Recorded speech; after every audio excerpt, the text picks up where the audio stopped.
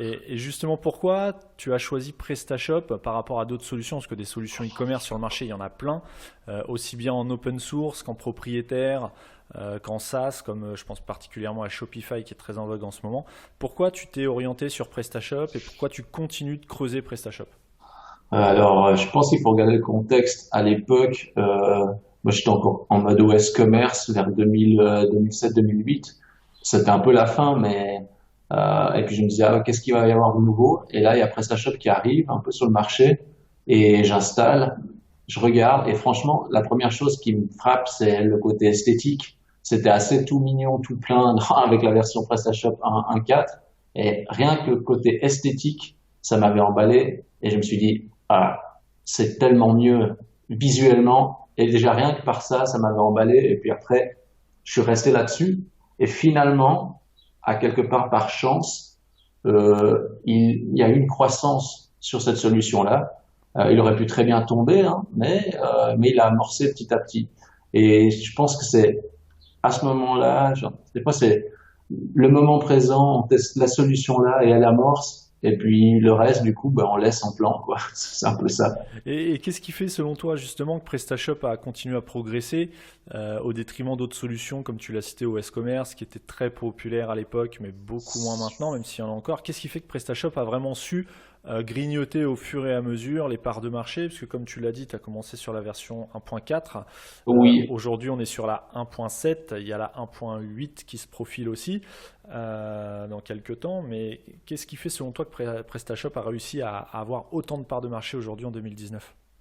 moi je pense qu'au tout début, c'est à cause de leur système de modules et de blocs. On a besoin d'une fonction, hop, on active un bloc. Et on va dire, initialement, version PrestaShop 1.4, je trouvais que c'était quand même assez simple. Et je pense que c'est cette simplicité, on va dire, d'intégration et d'avoir des nouvelles fonctionnalités assez rapidement. Et bien sûr, avec la communauté autour. Au début, je pense quand même qu'il y avait toujours la notion de PrestaShop, c'est fun. Je pense qu'en 2007-2008, faire du PrestaShop, c'était faire du fun. Et donc, du coup, je pense qu'il y a les gens s'amusaient un peu quand même beaucoup avec la solution e-commerce. Maintenant, on est passé à un autre stade. Mais je pense que c'est ça aussi, grâce à la communauté qu'il y a eu autour. Et puis parce que le produit est tombé au bon moment, parce que ben voilà, OS Commerce arrive en bout de course et il fallait quelque chose un peu, un souffle nouveau et fun, quoi. C'est ça. Ouais, pour toi, c'est le côté fun qui a vraiment participé à la popularité de PrestaShop, quoi. Moi, je pense qu'il est arrivé au bon moment parce que la solution OS Commerce tombe. Il manquait un peu un outil. Et puis aussi sur le monde francophone, parce que PrestaShop, comme il est francophone, il n'y a pas 36 outils autres e-commerce francophones. Il y a Telia aussi, mais je sais pas s'ils sont toujours dans la course encore, mais Telia, solution aussi française dans l'e-commerce, il me semble. Tout à fait, oui. Et, et je pense que au début, en plus, avec leur code PrestaShop 1.4 assez accessible, donc n'importe quel développeur PHP pouvait aller dedans, rajouter un peu ce qu'il voulait. Et je pense qu'ils ont été bien dans la bonne continuité de l'OS Commerce. Donc c'était comme un train hein, qui est à la gare, qui attend le prochain. Donc du coup, je trouve que c'était assez ça. C'est on embarque pour le nouveau train, quoi. C'est un peu ça. D'accord. Et tu penses que c'était compatible à l'époque, aujourd'hui, pour ce qui est de PrestaShop aujourd'hui, parce qu'on verra dans la suite de l'épisode que ça n'a plus rien à voir, notamment au niveau du code source de PrestaShop, ça n'a plus rien à voir avec ce qui se faisait en 1.4, 1.5, même jusqu'à 1.6. Mais est-ce que tu penses qu'à l'époque, le fait d'avoir une solution qui soit fun, accessible et open source, est-ce que tu penses que c'était compatible en termes de crédibilité, j'entends, avec des projets d'envergure? Ou est-ce que c'était pas plutôt destiné à des petits, sans que ce soit péjoratif, des petits marchands en ligne avec peut-être des petits moyens, des moyens réduits en tout cas? Est-ce que tu penses euh, que PrestaShop avait la crédibilité nécessaire pour pouvoir prétendre à servir de base pour le développement de gros projets e-commerce? À l'époque, hein, sur 1.4, 1.5, on va dire. Je pense déjà juste en termes de réputation des grandes entreprises, ils n'auraient jamais confié ça, à mon avis, à PrestaShop. Un petit nouveau qui arrive de nulle part, on n'a pas envie de faire des gros investissements dessus. Euh, mais par contre, je pense qu'il faudrait. Ça, c'est toujours la grande question. Hein. Il y a toujours, même encore maintenant, on dit ah oui, mais un gros projet, bon PrestaShop, c'est petit et moyen projet, gros projet, on va pas mettre là-dessus. Il y a toujours quand même cette ouais, cette vision-là encore maintenant. Mais moi, je vois ça autrement. J'ai envie de dire, qu'est-ce qui, on va dire, où est-ce qu'il y a le plus de transactions aujourd'hui finalement? C'est plus dans les petits, je veux dire, sur la globalité, il y a plus de petits et moyens sites e-commerce que de gros e-commerce. Les gros e-commerce, on les compte sur les doigts d'une main, quoi. Tout Par à contre, fait. les petits et moyens, il y en a à perte de vue. Donc, ça veut dire que le marché, quand même, je pense qu'on peut devenir très très gros avec des petits et des moyens sites e-commerce en termes, on va dire, de solutions e-commerce, plutôt que de dire, OK, moi je veux m'attaquer à 10 grosses entreprises dans le monde et du coup on peut que, entre guillemets, fourguer sa solution à 10 entreprises, quoi. C'est ça. Oui, tout à fait. Bah, c'est un petit peu en ce qui concerne le volume d'utilisateurs, on va dire, parce que c'est ça que Oui, tu veux dire.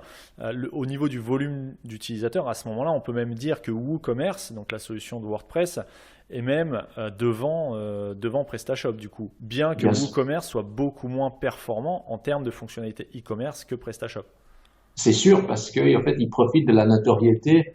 Si on mettait juste WooCommerce en tant que WooCommerce, comme ça, sans le WordPress, il n'aurait jamais la notoriété qu'il a aujourd'hui. Sa notoriété est puisée grâce à celle de WordPress, en fait. Oui, tout à Euh, fait. Tout à fait. et donc, je pense que ça reste quand même, ça reste assez logique, en fait. Et aujourd'hui, d'après toi, est-ce que PrestaShop commence à obtenir la crédibilité qu'elle souhaite avoir pour les projets justement d'envergure plus large, on va dire, sans parler de gros projets, parce que gros projet, ça veut rien dire, mais d'envergure plus, on va dire, internationale.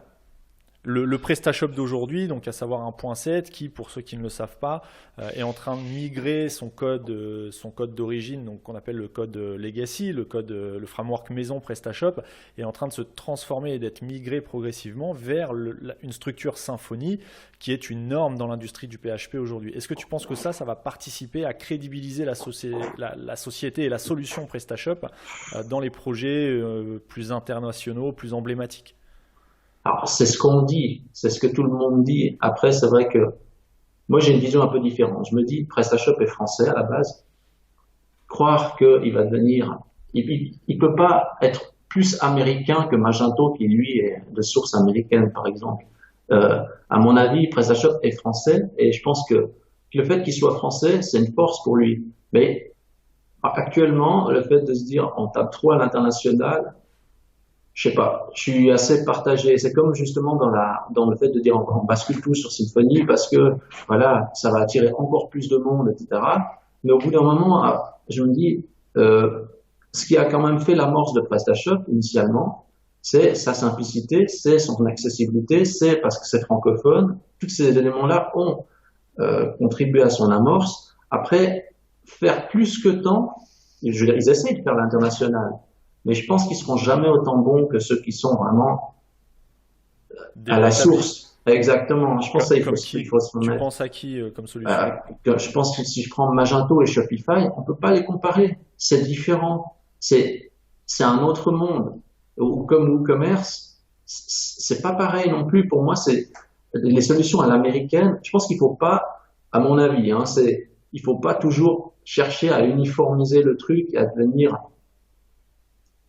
vraiment 100% international. Parce que ce qu'il y a, c'est que leur force aujourd'hui, elle est quand même basée sur la France. Il y a qu'à voir les success stories qu'ils mettent en avant et tout ça. C'est quand même bien la partie française.